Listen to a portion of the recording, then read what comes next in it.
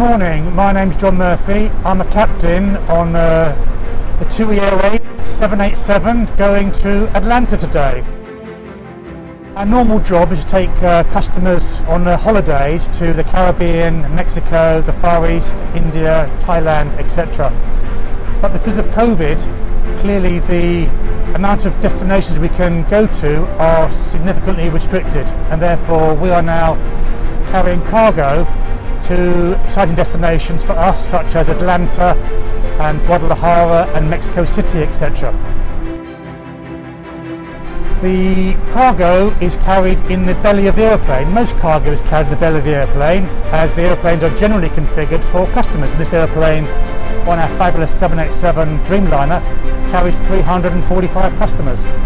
But we put today 32 tons of cargo in the belly hold, and we're taking it from Stuttgart to Atlanta later on this afternoon.